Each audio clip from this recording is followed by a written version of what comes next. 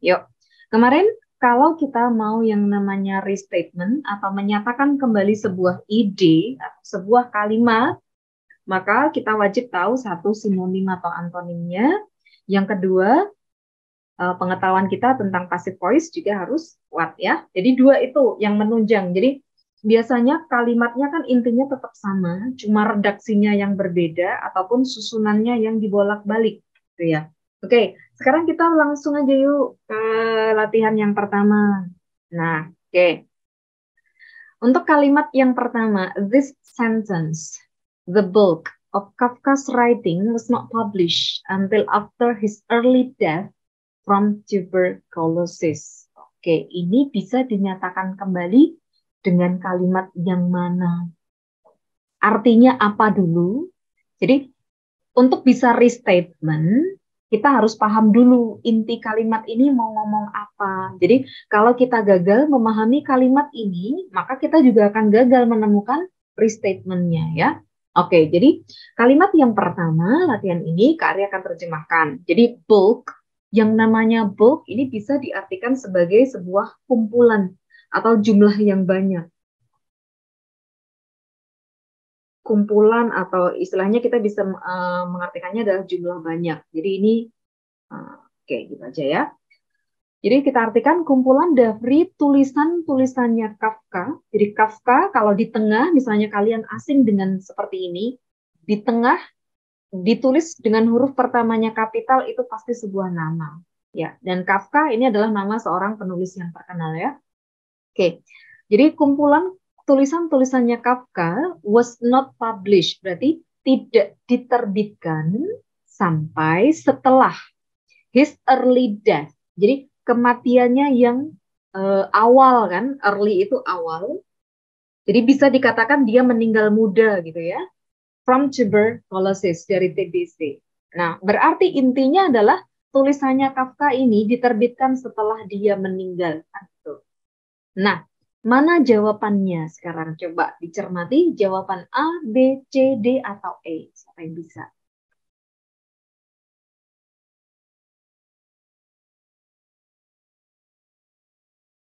Ada yang bisa?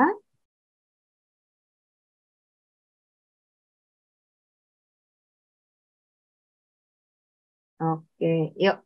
Angelina jawabnya A, Yori jawabnya D, Ahmad jawabnya D. Oke, sekarang kita bahas ya. Salah satu dari jawaban kalian ini udah benar. Oke, yuk kita bahas. Kita mulai dengan jawaban A. Atau D dulu ya. Oke, kita jawab D dulu ya. Karena D salah. Kita pilih yang salah dulu. Iya. Jadi, kalau D artinya adalah an early death. Jadi kematian muda karena tuberkulosis, Kafka. Jadi ini bisa diartikan membuat Kafka tidak bisa gitu ya mempublikasikan kumpulan tulisan-tulisannya. Jadi ini artinya yang D. That's why jawaban D itu salah. Nggak cocok dengan konteks yang kita baca tadi. Jadi kumpulan tulisannya Kafka itu diterbitkan setelah kematiannya karena tuberkulosis kan gitu. Jadi hati-hati. Di sini digunakan kosakata yang hampir sama banyak ya. Contohnya misalnya kata early death. Early death sama-sama dipakai. Kemudian ini, jadi kira-kira hanya seperti dibalik. Nah, jawabannya yang benar yang mana? Jawabannya dari Angelina tadi yang benar. Jawabannya A. Apa sih arti jawaban A? Ini kalau diartikan adalah it was not until after Kafka. Jadi baru setelah kan gitu, artinya gitu. Baru setelah, oke, selamat bergabung Tria, nggak apa-apa, yuk langsung aja gabung ya. Jadi baru setelah kematiannya Kafka, kematian mudanya Kafka karena tuberkulosis, kumpulan-kumpulan tulisannya itu dipublikasikan. Jadi jawabannya itu yang A. Ini sama artinya. Jadi kan tadi bilangnya kumpulan tulisannya Kafka tidak diterbitkan.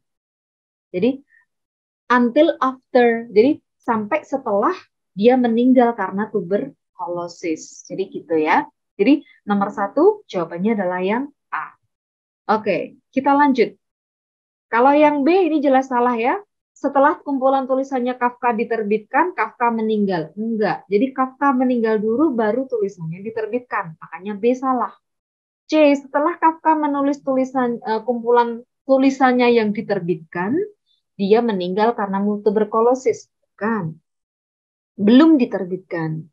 D tadi udah kita bahas salahnya. Kalau E, Kafka meninggal muda karena tuberkulosis since karena tulisannya tidak dipublikasikan. Bukan juga. Oke. Jadi jawabannya nomor 1A. Lanjut kita dengan nomor 2. Kita artikan dulu kalimatnya ya. Gorila yang merupakan vegetarian, yang merupakan hewan vegetarian atau pemakan, bukan pemakan daging ya kalau vegetarian, have been observed, telah diamati mendemonstrasikan atau menunjukkan gentle behavior. Gentle itu artinya adalah lembut. Behavior artinya adalah perilaku. Perilaku yang lembut towards, terhadap makhluk-makhluk kecil di alam liar. Jadi creature ini artinya adalah makhluk.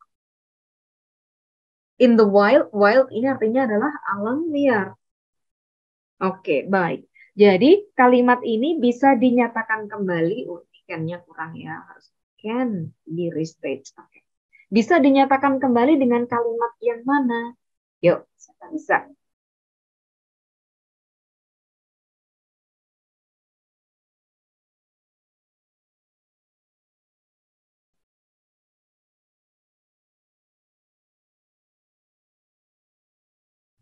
Oke, Indah jawabnya B. Kita simpan dulu opsi jawabannya B. Apakah benar?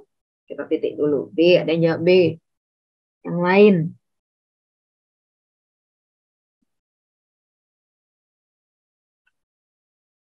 Yang lain belum menjawab ya.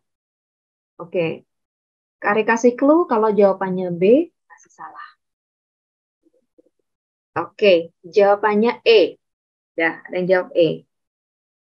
Yang lainnya siapa lagi yang mau jawab satu lagi? Jawabannya apa? Ada B, ada E. Yang lain? Nggak ada? Baik, kalau nggak ada, sekarang kita jawab. Oke, kita lihat opsi jawaban B ya, karena ada yang jawab B. Only vegetarian gorillas. Nah, kalau ada seperti ini, hanya gorila yang vegetarian. Berarti kalau seperti ini asumsinya nanti ada gorila yang nggak vegetarian.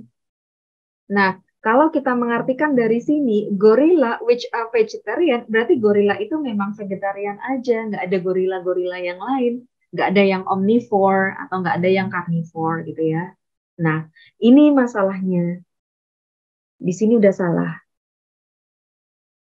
Jadi, kalau ini kan artinya adalah hanya gorila yang vegetarian, yang diamati mendemonstrasikan perilaku yang lembut terhadap makhluk kecil di alam liar. Jadi, hati-hati, yang ini bagian yang Kak Ari garis bawahi ini salah. Selainnya itu udah benar. Nah, oke, Angelina jawabnya adalah E. Kita cermati jawaban E ya. It has been observed. Oke, ada yang jawab D. Oke, kita D dulu, mulai dari atas ya. D dulu. Vegetarian gorillas. Nah, ini juga sama. Jadi kalau dibilang ada vegetarian gorila, berarti gorila itu nanti dipecah-pecah menjadi ada vegetarian, ada karnivor, ada omnivore. Sementara kan enggak. Jadi ketika kalimat ini gorila which are vegetarian, ya kita bilangnya bahwa gorila itu cuma ada satu, vegetarian gitu ya. Jadi enggak ada jenis gorila yang lain. Jadi indeed memang gorila itu vegetarian. Itu artinya maksud dari kalimatnya gorillas which are vegetarian. Jadi jawaban D sama seperti jawaban B salahnya. Jadi vegetarian gorilla secara terkenal itu diobservasi sebagai binatang yang lembut terhadap perilakunya terhadap binatang kecil di alam liar. Jadi ini juga salahnya di situ. Sama, ini salah. Salahnya di situ. Nah, jawaban yang benar adalah jawaban yang E. Jadi jawaban E, it has been observed in the wild. Nah, ini dibalik ya. Jadi susunannya dibalik. Jadi telah diamati di alam liar bahwa gorila by nature vegetarians yang secara alamiahnya itu memang vegetarian. Jadi ini benar.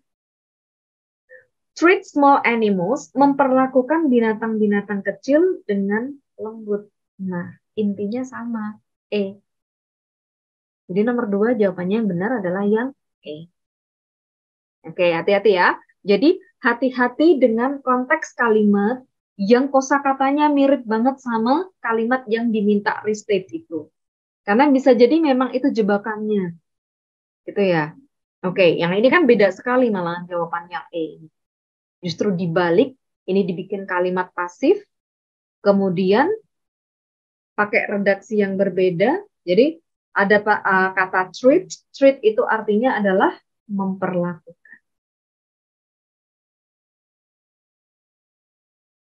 Oke, jadi jawabannya benar E. Kita lanjut dengan soal nomor 3. Masih agak susah ya. Jadi 2 nomor baru Angelina aja yang benar nih. Oke, lanjut dengan soal nomor 3. Another way of saying. Oke, sekarang kita artikan. A silver compound. Silver ini artinya adalah perak. Compound ini artinya gabungan. Atau kalau anak IPA tahu ini artinya adalah senyawa. Jadi senyawa perak atau gabungan perak has been found, telah ditemukan, bisa membunuh protozoa parasit yang are carried by, berarti yang dibawa oleh the dreaded. Dreaded itu kan ditakuti atau mengerikan gitu ya. Lalat sese, fly ini artinya adalah lalat. Yang dibawa oleh lalat sese yang menakutkan dan menyebabkan penyakit tidur. Nah, mana jawaban yang sama?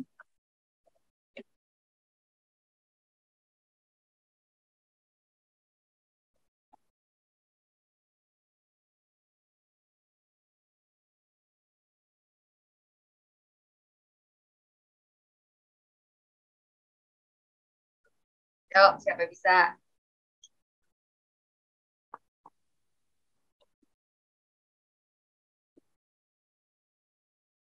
Belum ada? Oke, Tiara jawabnya adalah D. Oke, yang lain? Nggak ada ya? Baik, kita jawab. Jawabannya Tiara sudah benar. Nah, kok bisa benar? Kok yang lain belum bisa? Sekarang kita kan tadi udah ngertiin. Jadi, silver compound ini, senyawa silver ini, perak ini, telah ditemukan membunuh protozoa parasit. Oke. Yang bawa protozoa parasit itu siapa? Lalat sese. Dan itu bisa menyebabkan sleeping sickness kan gitu ya. Apakah sama dengan jawaban D? Oke, kita terjemahkan jawaban D. Parasit protozoa, protozoa parasit yang menyebabkan sleeping sickness, benar. Jadi ini menyebabkan sleeping sickness dan dibawa oleh lalat sese yang menakutkan itu bisa dibunuh dengan silver compound. Correct. Jadi jawabannya adalah D. Gitu ya. Oke, masih sulit? Masih ya, nampaknya masih sulit ya. Oke, jadi ini kita harus bisa paham dulu kalimatnya, baru bisa menentukan jawabannya gitu ya. Kita coba lagi dengan soal nomor 4, yuk.